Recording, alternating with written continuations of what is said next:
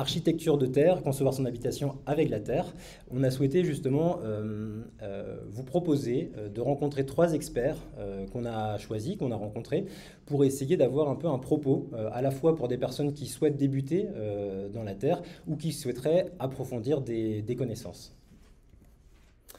Et donc avant de commencer, moi je souhaitais vous raconter un peu une petite histoire. Je pense qu'on l'a tous connu quand on était petit. Il était une fois 3 petits cochons. Je pense que ces 3 petits cochons nous ont quand même pas mal, comment dire, amené à une réflexion qui aujourd'hui est intéressante peut-être de déconstruire. L'histoire raconte la chose suivante. Le jour arriva pour eux de quitter la maison de leur maman. Au revoir mes chéris, construisez une belle maison, mais prenez garde qu'elle soit bien solide pour que le grand méchant loup ne puisse entrer vous manger.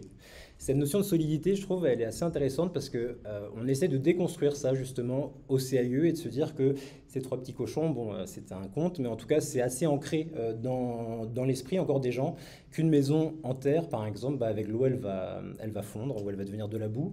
Et donc, c'est pour ça, là, c'était pour le petit clin d'œil, mais ça nous semble intéressant d'essayer de vous apporter pas mal d'éléments.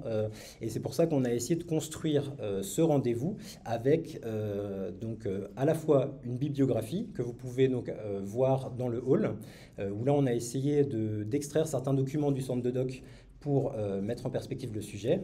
Et ensuite, 3 intervenants. Le premier, Erwan Amar, donc, qui est géologue à l'université Gustave Eiffel, qui va nous parler de la ressource terre par rapport à la France, mais aussi par rapport à notre département, en Loire-Atlantique. Un maçon, Corentin Moureau, donc là où justement on va pouvoir avoir le regard aussi de l'artisan qui transforme ce matériau. Et pour finir, Bruno Belenfant, donc architecte, qui va parler plutôt de la conception et de justement comment on met en œuvre aussi la terre d'un point de vue architectural. Donc je passe la parole à Erwan Amar.